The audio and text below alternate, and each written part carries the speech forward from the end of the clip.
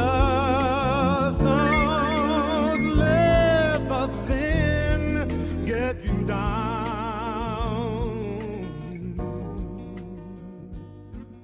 Things are moving fast. Hello, welcome to Uncomfortable In-House Conversations with HB. How you guys doing today? I want to say again, thank you for tuning in, and it's been a while. That's why this show today is very important. I want to be able to, first tell you that I wanted to start off this season. This show is very important, very near and dear to me, and also too, this is Mental Health Month for men. So I want to be able to, just have this conversation, which is, for me, is very uncomfortable. So I just want to start dive right in.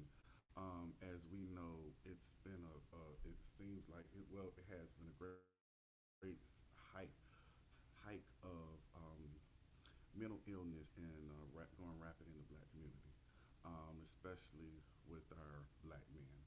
Um, Maybe it has been, it's been going on for a while and we just haven't seen it.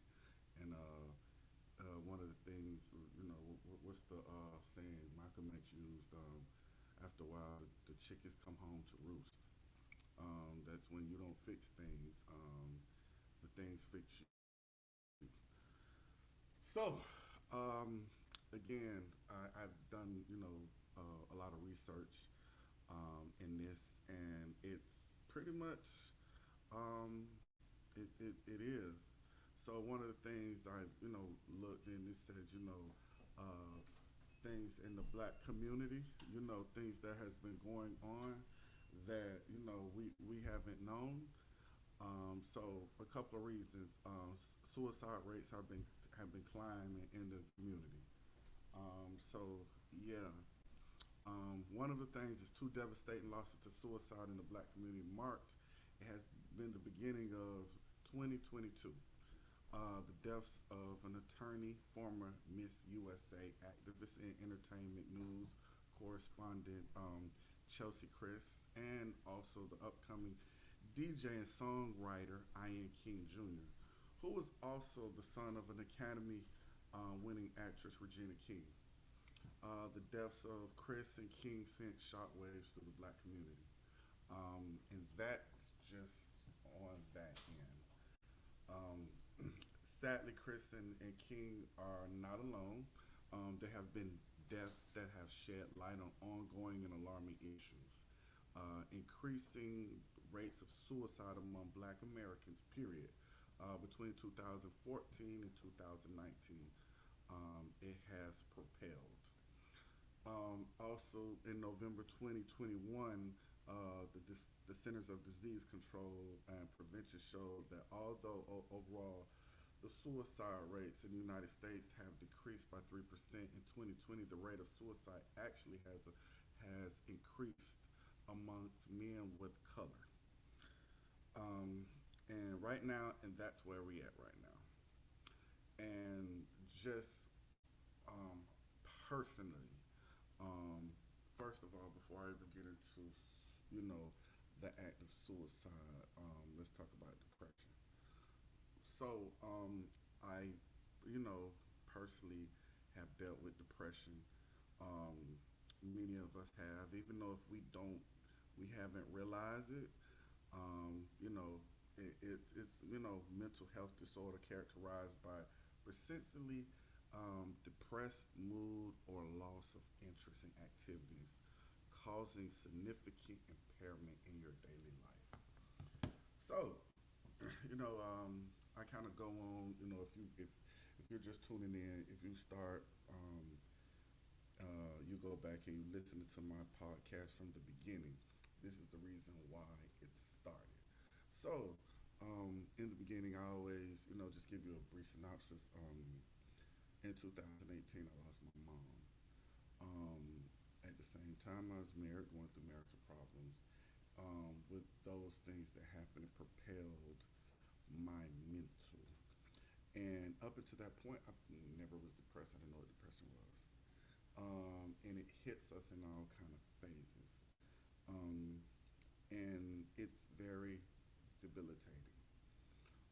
So a lot of people say, hey, all you got to do is this, and you need to do this, and maybe you just pray about it, or do this and do this. And it's like, if you've never been through it, it's very dismissive for a person to tell someone um, how they should be, because the truth of the matter is, you don't want to be like that.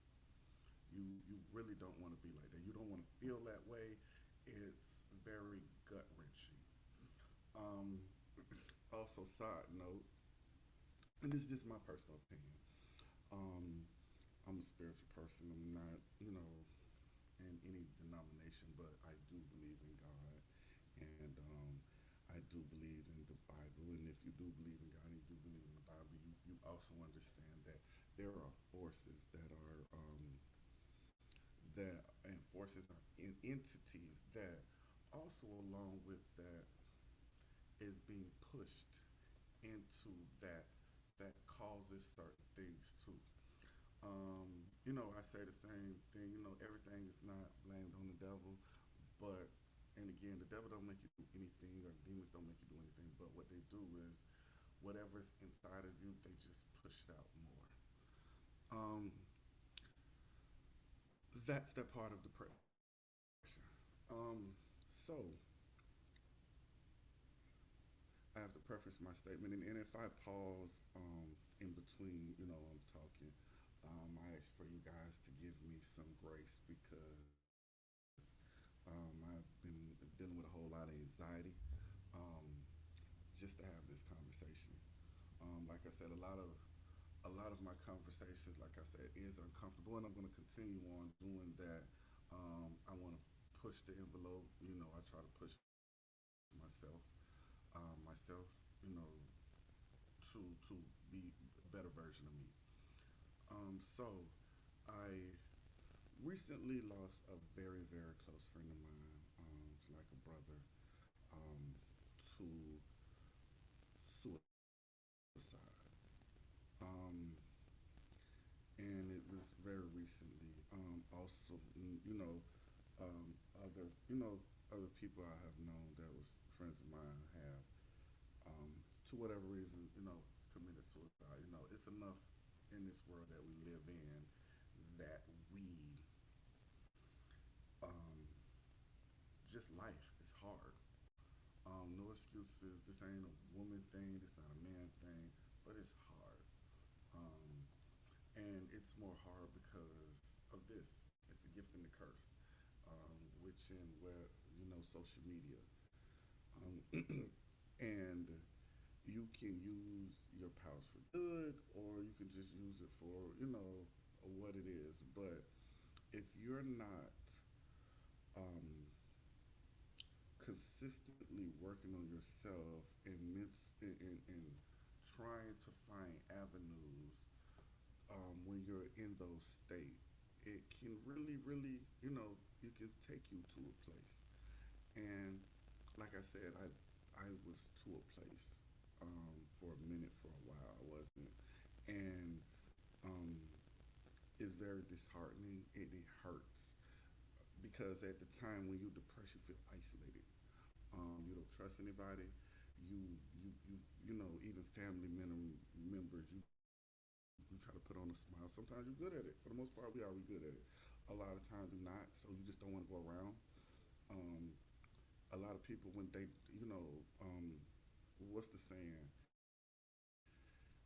The person that knows you the best is your silence. And some people they don't pay attention, they don't say anything because they think, okay, he's not saying nothing, or where is such and such. So I try my best to always go and reach out to people, friends, um, and yeah, and things like that. So the situation with my brother, my friend, it was a combination of things that he was dealing with. Again, we all have traumas, we all go through things, but some of ours are deeper than others. And because later on hopefully it's gonna be a part two of this. So I'm gonna try to keep it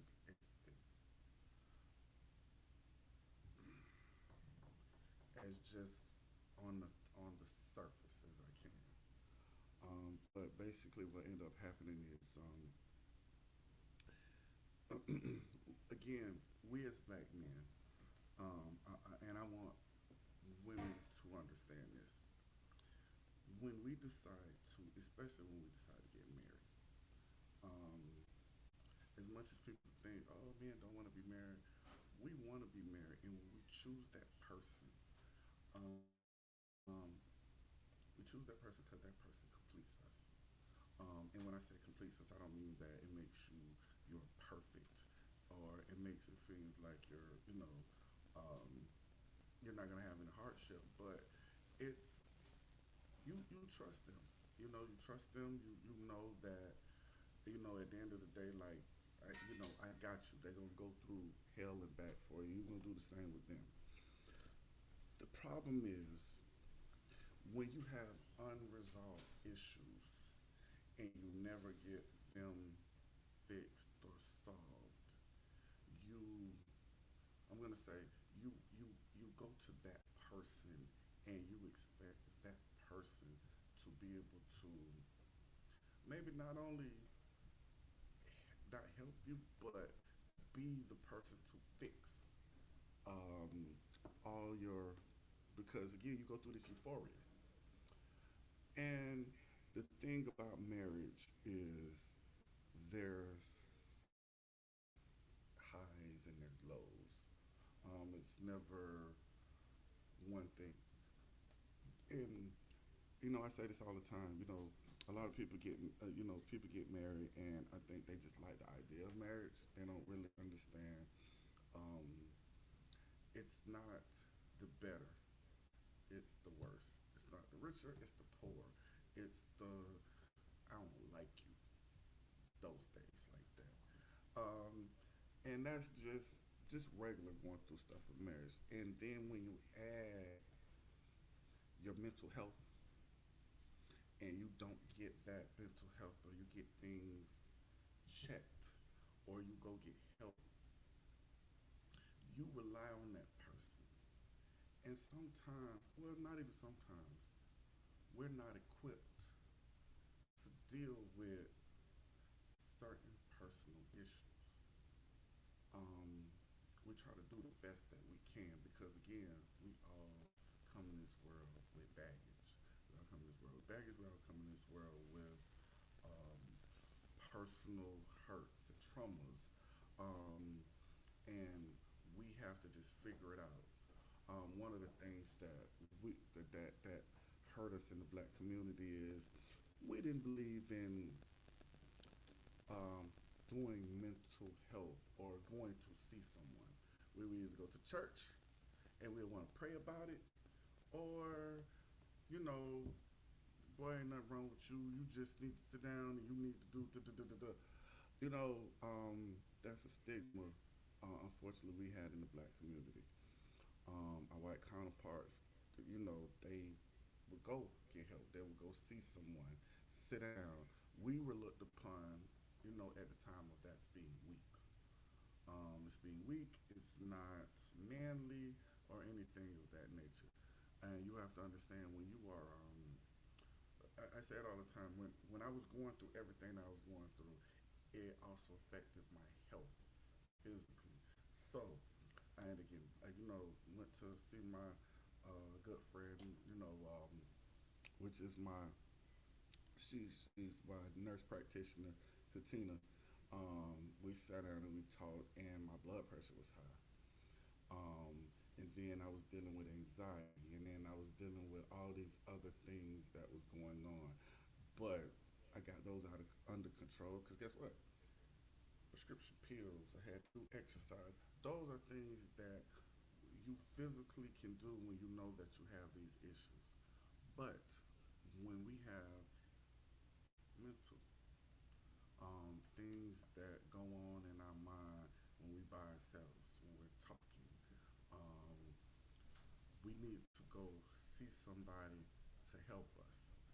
And that's something that I had to do. And unfortunately, my brother, he wasn't, um, you have to do the work. I'm going to go back and say that you have to do the work. And it got to a point where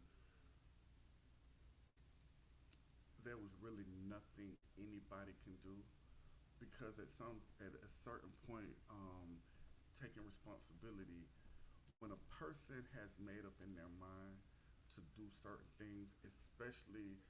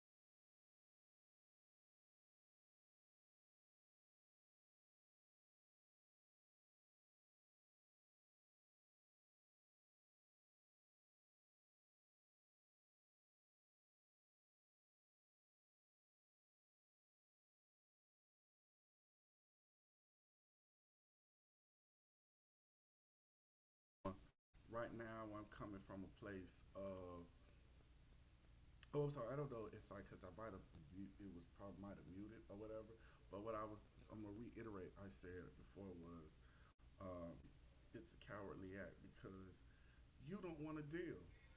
And when you don't want to deal, you don't think about all the other things that come along with um, the decision that you made by taking your own life.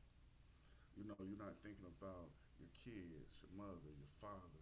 You're not thinking about just the things that you leave with your loved ones able to pick, your loved ones picking up the pieces.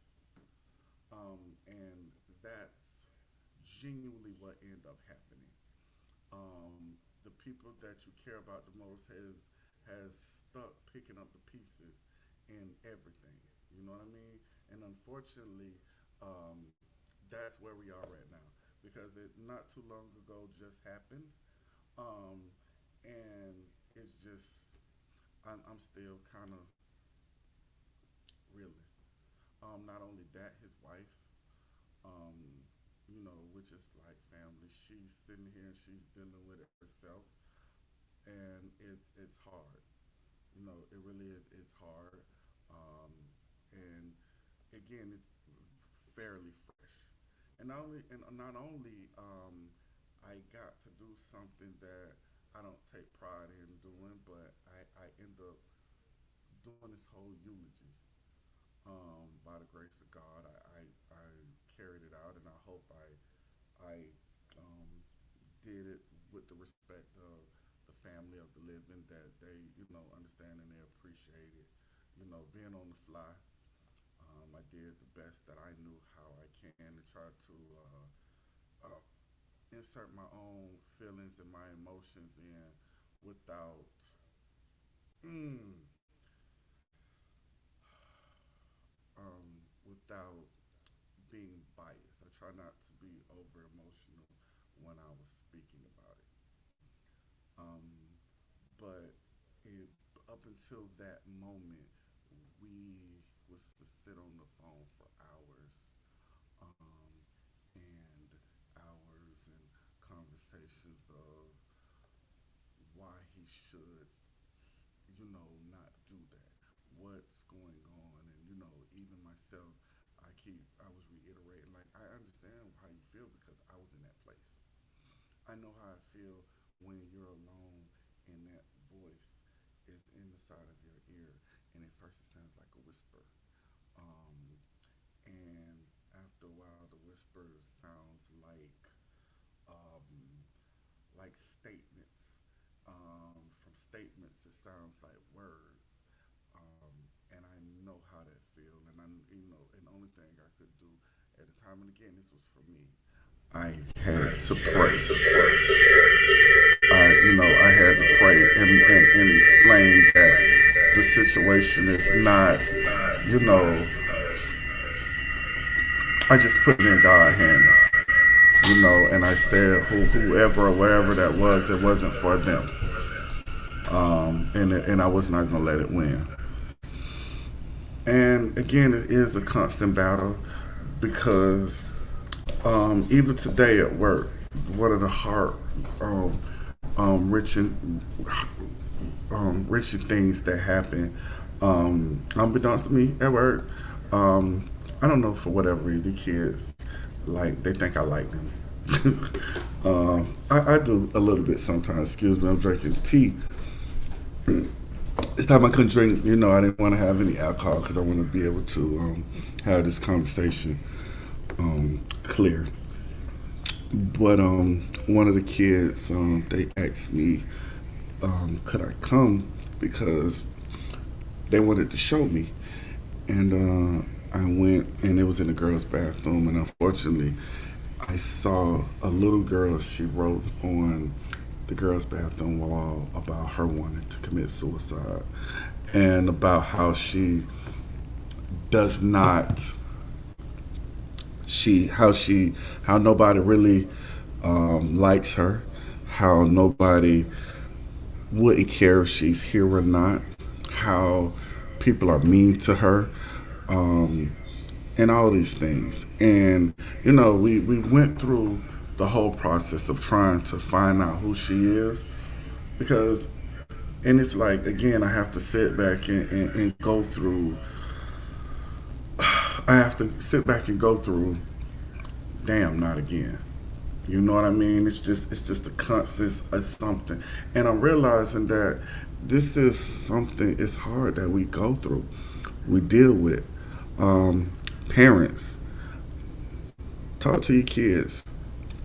I know it just seems like we be working, we come home every day, and you know you don't pay attention, but they go in their room and they close it, and you don't know what's going on.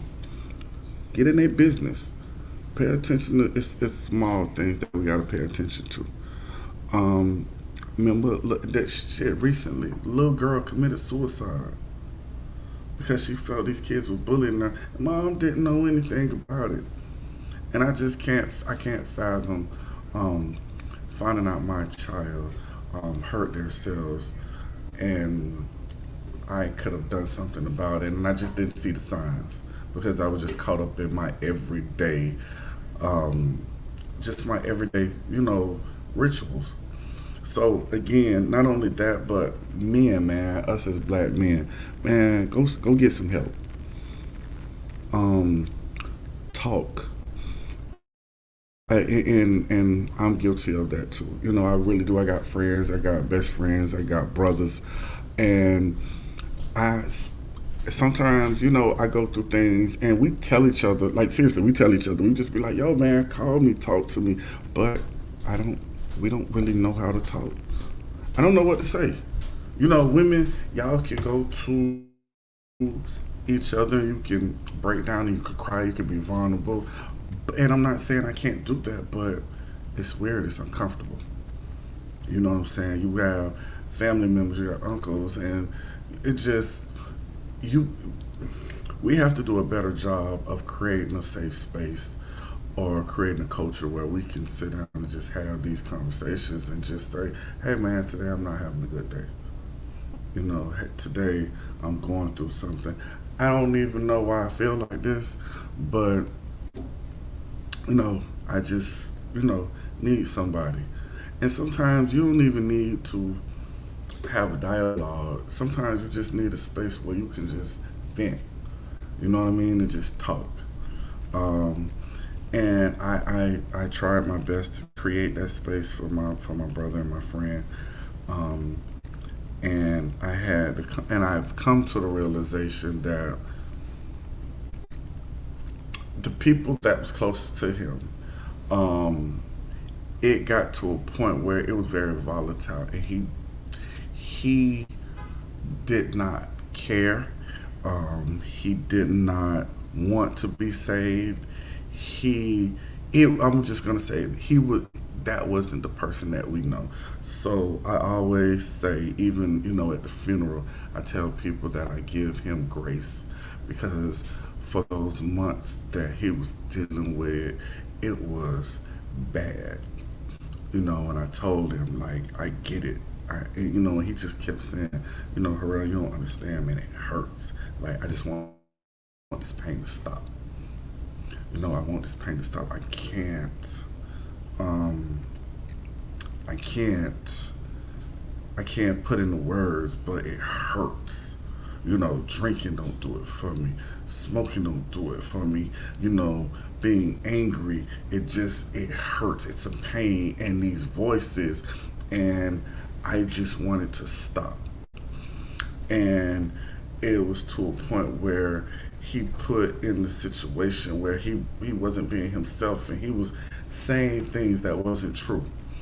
Um, and he was projecting these feelings of insecurities, these hurts, these things that he had as a child that start coming to the surface.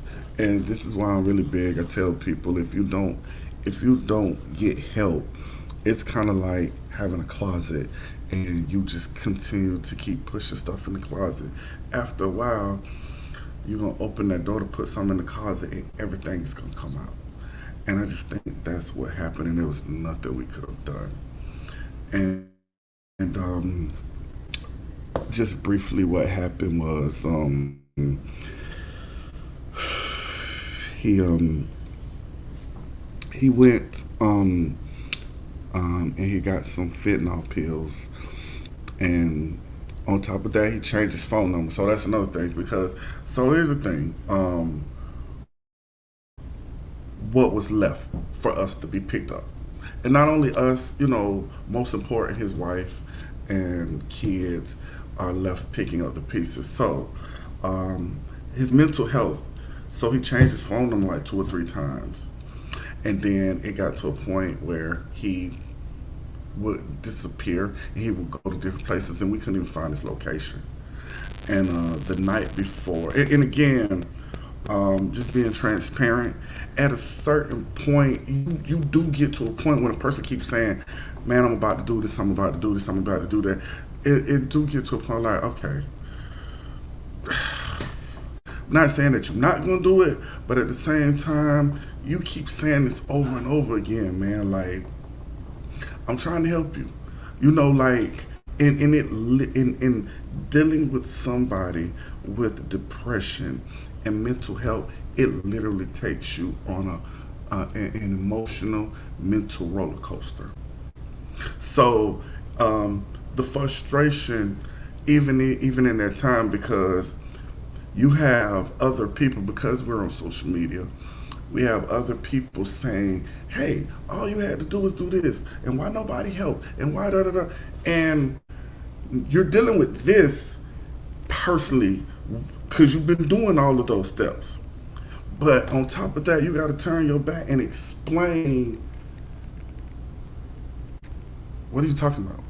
That's what we're doing. This is what we've been doing. We've been trying to do, da, da, da, da, da. And it got to a point where, because he was so in his mindset, he would talk to me. And when he'll talk to me, and it was like, okay, you're not listening. And I'm like, yo, that's not what happened. Let's have a conversation. Okay, you don't want to hear me? Fuck you. Hang up. Boom. He'll call the next friend. And then the next friend. And it got to a point where, since y'all not absorbing or y'all listening to my bullshit, I'm going to go and tell the masses my side of the story. That's not the truth. But when you get on here, I tell people all the time, um, Facebook or just any kind of social media, you can be whoever you want to be. And, you know, people are naturally compassionate people. And the person that we knew, when you look like, whoa, that's not him. It's kind of like people that personally knows me. You know, I'm jokey. I make jokes. I have fun. Da, da, and they see me, and I come on social media, and I'm crying. I'm saying, yo, I'm going through this. Like, you know, nobody loves me. My sister's doing this. My girl doing this, and people gonna say, yo, like, why ain't nobody helping? And um, again, going back to being spiritual, um, the devil is the author of confusion.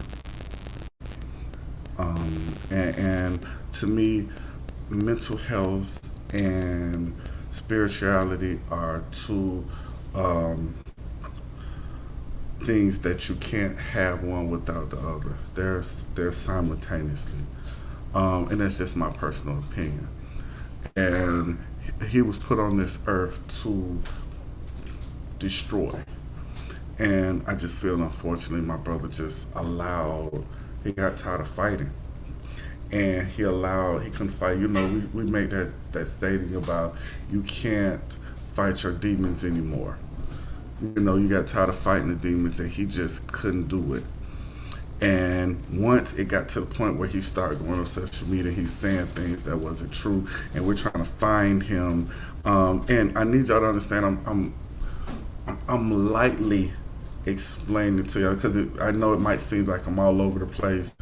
And again, you have to give me grace and please forgive me because this has just happened like no less than like 2 3 weeks ago. So I'm still trying to process this.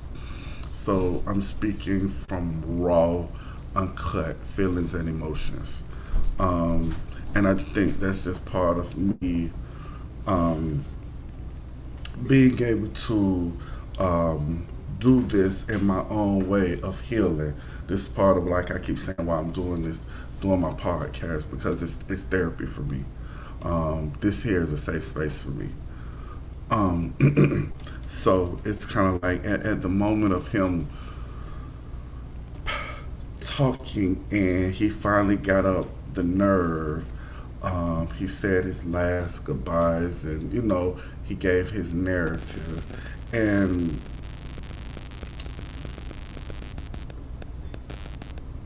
to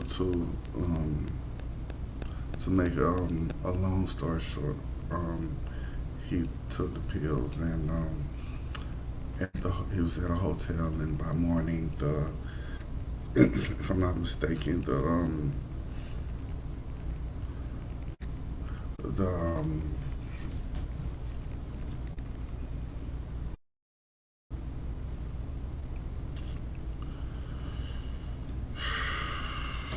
I think the maid came in, they found him. He had letters, which he explained. He left the numbers for, I think, between his sister, his wife, and one of his kids to call it. I think they called the sister first. Um, and at the time, one of our very good friends, she had to, and even that within itself, I gotta, I love you, Keisha. I commend you because I don't know, because she was one of the people that's closest living up there when, you know, at the time him having one of his episodes, because it got to a point where, he did things which um, it put his wife um, to question, and she was scared. And that's another thing that kind of frustrates me because, it was things that was said, people was like, well, well, why did she just leave? And da da da. We live in a time and day. Even right now, as we speak, today, I'm in Fort Lauderdale, Florida. I'm at work. I get a phone call. The deputy tells us, hey, 441 in Oakland Park is locked off. I come home and find out that a husband shot and killed his wife at Walmart. Shot and killed his wife at Walmart. It's so it's so easy for people to pass judgment and to say things of what they think a person could have done. Or I don't think he would have hurt. We don't know. Hell, we didn't think he was gonna kill himself.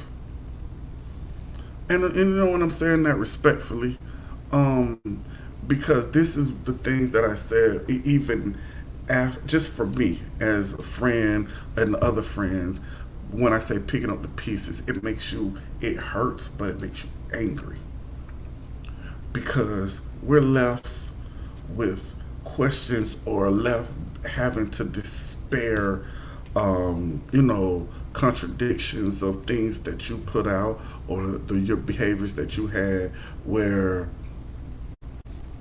people got questions and they don't really know what's going on. Um, and even that mentally we have to deal. And unfortunately, like I said, good friend Keisha, she went just like every other time. We was having situations. He wasn't answering the phone. She had to go, and one of the things that me and her talked that she was afraid of is, her. I don't want to walk in here and see my friend. And a couple of times go there on the phone and he's drinking or he just didn't want to answer the phone and okay, cool. But again, our brain, it tricks ourselves. So this particular time, this last time, and the thing is, they said they found him. He was deceased. But again, she's telling herself, you know what? Maybe this is not. And to go there to see that, I don't know how she was able to do it. I still can't wrap my head around. But hell, I couldn't fathom that I would be able to sit there and be able to speak through the whole funeral um, and talk. So, a lot of people say, oh, you're strong. You're not strong until you have to be put in situations in which it make you strong. Um, me and his wife were having a conversation, and she says, well, my question to you, Harrell, you said you went through that. You went through the depression. You went through the suicidal, things. Like, why can't my husband, why couldn't he see that and do what you did and fight through it? And I said, it's not that I was stronger than him or, I was smarter than him or anything. Um, the difference is, and I can't say this lightly, I grew up with my family. I grew up in a household with, my parents and, my grandparents. So I had a foundation. I had a foundation, and having a foundation, that's the difference of, I tell people all the time, when you raise your kids, you raise them with certain morals, and our parents, they grow up like, hey, don't take your ass out there and have us looking crazy. Um, and it's not saying that you're not gonna make no mistakes, cause we're not perfect. But the thing is, when you have certain morals and you have certain things that's being put in place, it's like fundamentals. Regardless, you go back to that. Um, and I personally was able to go back to the fundamentals that I was taught. So unfortunately, my brother, he didn't have that. He didn't have that. He started off in a place of hurt. He didn't feel protected. So he I can't ask him to do something that he never had. And so I can tell a little bit about his story. If you heard my other podcast, I talk about being, put in a place, being, sexually, you know, abused. And he was to the 10th power, meaning actually being sexually abused.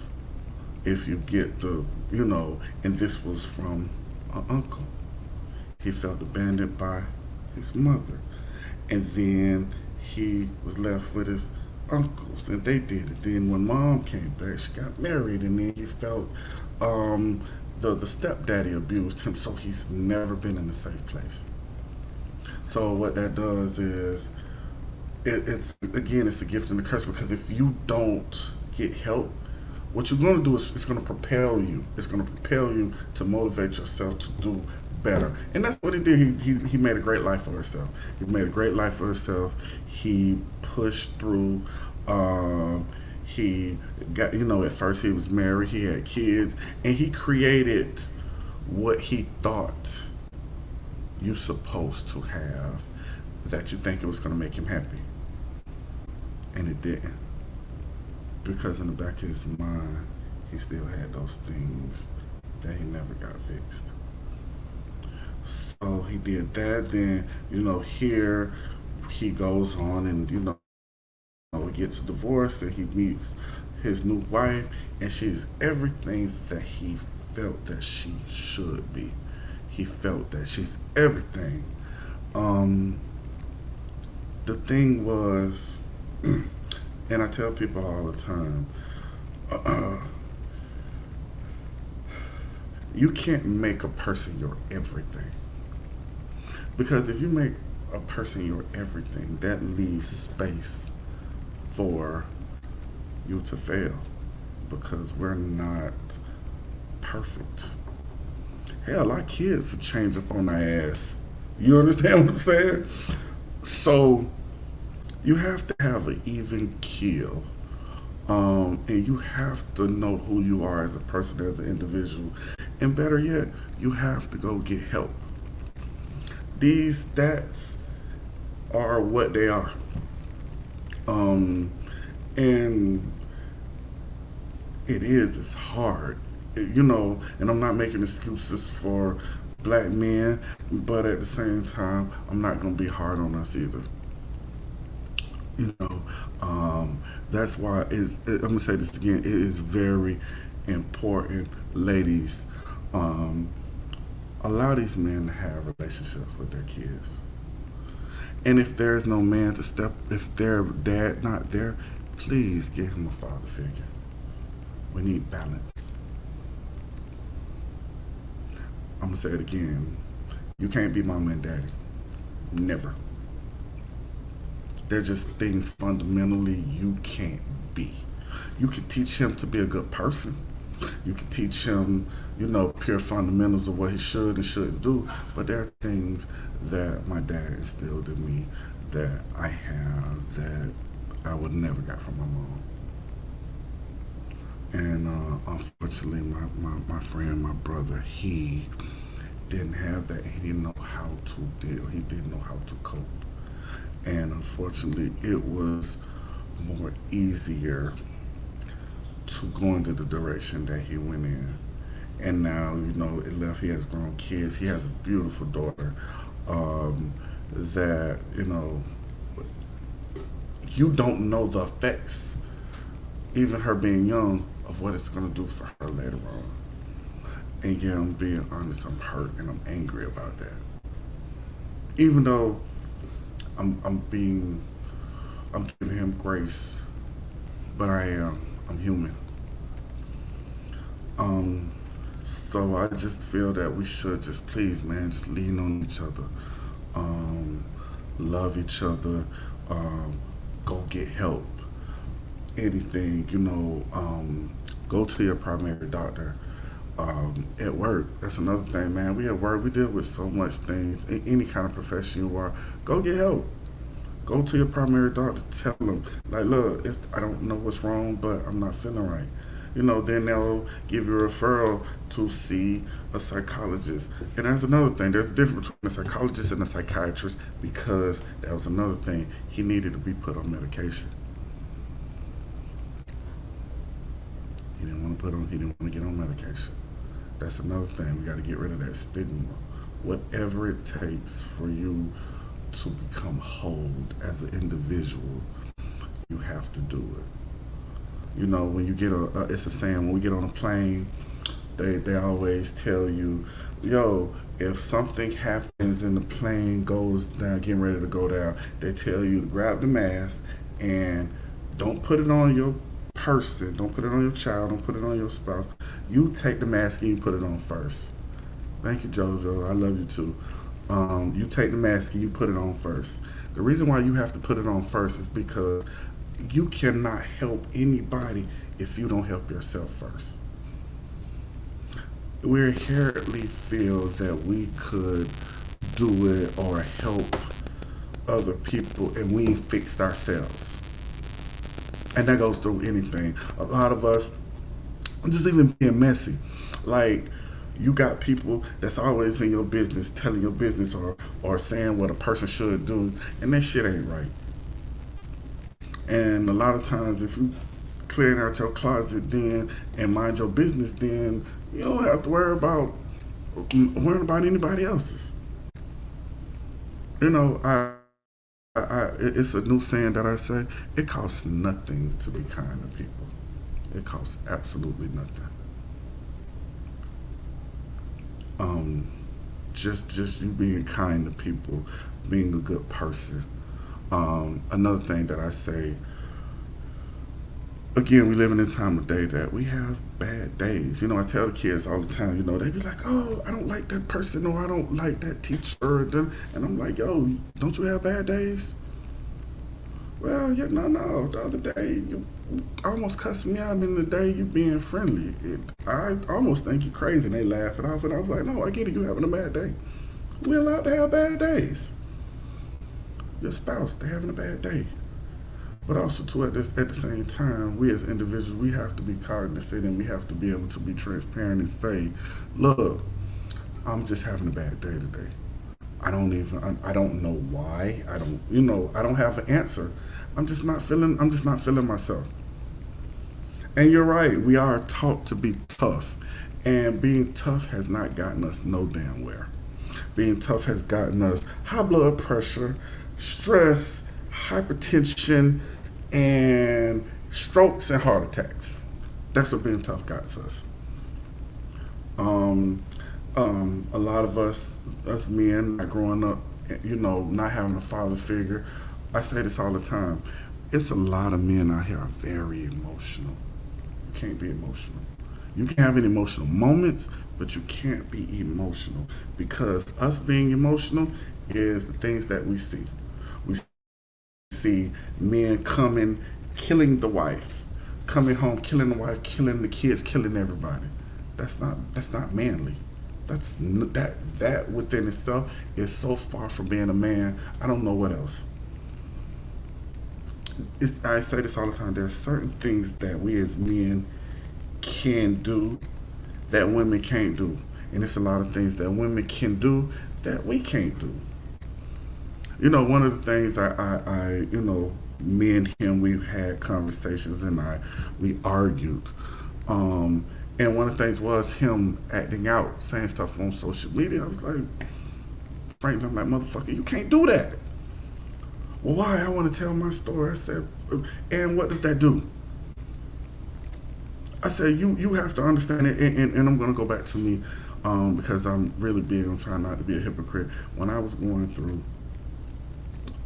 my separation and my divorce, there are things that I wanted to fucking do. I wanted to go on social media. I wanted to say my story. I wanted to go wherever she was at if I found out. But guess what? If I would have did that, guess what they would have said? Fuck wrong with you? You crazy. Nobody would have said, well, he's hurt. And it's he's hurt and he's bothered and maybe we need to live. No, nobody cares about that. But switch it around. She can come, she can act out, she can yell, she can say whatever. I said, but as men, I had to sit in silence. And I had to allow it to play out. It's so many things that we deal with. Even right now, I'm dealing with. One of the things is through everything that I was going through, I'm having serious, and I'm sharing issues with my daughter. My daughter's a teenager. Um, Sometimes, as men, we got to learn to get out our own way. So my thing was, at the end of the day, you my daughter, I'm daddy. I don't care what you talk about. And my daughter kind of shut down. I didn't understand. It made me angry. I even blamed her mom, like, you just doing this. And I had to sit back and understand that she deals with her every day.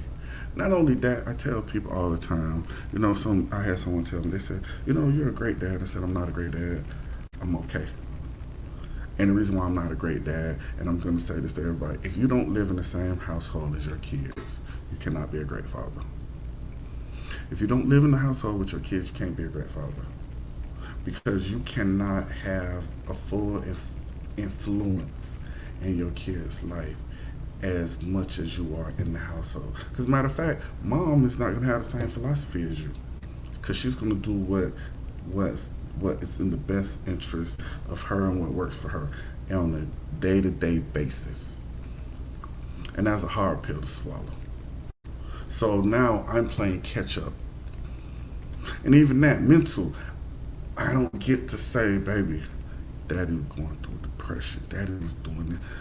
I mean, she gets it, but they don't care. They just, like, I just want my dad. Like, you say you coming, and then some days you come and you looking sad and trying to figure it out.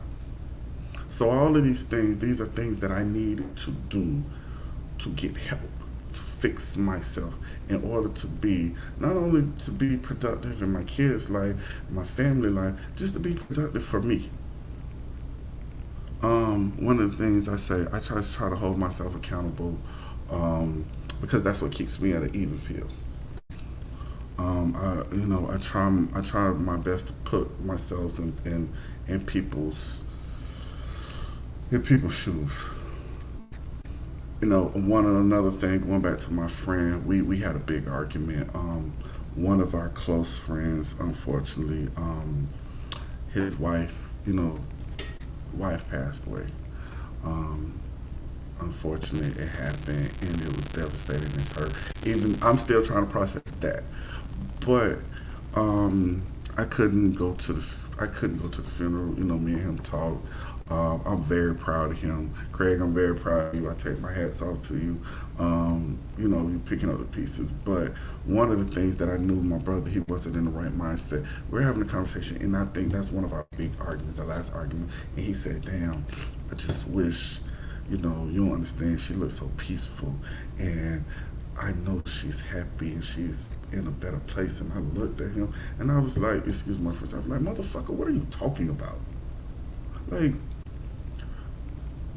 what you're talking about doing is something that you're choosing to do. What happened with her is something that happened that we had no control of. And if she could have a choice of being here with her husband and her kids, because she was such a beautiful soul, she would be here every day. And that stuff is just fuck for you to even say that. But again, going back to dealing with mental health, that's the only things you see. So again, I have to give, grace a lot of times when it came to my brother doing that. Like you say, and it happens to us on every level. Here we had the DJ that was for, he was, for Helen DeGeneres, family man, getting paid, got money, and committed suicide. You don't know. There are people every day that walk around and they put on smiles and they're not happy. And we don't know. A kind word could do wonders. And just pay attention to your people, man. Pay attention to your people. Love people while they're here. You know, and again, there are people that's out here that's toxic, and you have to love them from afar. I do. I got family members I love from afar. But that still doesn't say that I don't love them. I check on them. Even if they don't even know I check on them, I do. I check on them. I got a father. He's, with me. He's a widow. I can't, sometimes he frustrates me. He drives me up the wall. But I got to think about the person that he was with from half or most of his life is not here no more. And he's trying his best to pick up the pieces. And yeah, he's probably depressed. But he's my dad. I'm not his dad. So I don't know. I don't even know. And again, I'm venting. I don't know how to even come to him with that. I don't. So, I'm saying that to say this. I'm not even over it myself. I'm trying to pick up the pieces. The thing is, I'm trying my best to put my my best foot forward. And I just hope that we open this open dialogue for us to have a conversation and be able to talk. Um, there's no judgment. You know, it doesn't matter how small things that you think it is or how big. Go see somebody, man. Go see somebody. Go talk. Um, because it's life. There are gonna be times where you think everything is great, and then one day your life can change just like that. And at this time we're here, you got to make the most of it. So again, this is part one of my journey of mental health. Hopefully I'll come back and I have special guests to come on and peer. Hopefully I have you know um, professionals and also to survivors or people that's actually just going through something similar like myself. I just appreciate you guys being here and listening to me. Again, like I said when I first started, this is a journey for me. It's it's a whole maturation process, and I want to have this too. And let me know how this is if it's work. I'm working out the kinks, so again, bear with me. Um, but I want to know your thoughts because when I have round two, I want to be able to have dialogue. I want to be able to, your thought process, and then too, I want to bring in women because I mean we're not the only ones that have go through depression. There's women too. I know single moms, it's hard on y'all.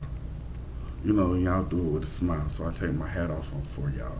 Y'all do it with a smile. Y'all, you push through, and one of the things I commend women to do all the time, you somehow find a way to go through and be broken and fall in love again.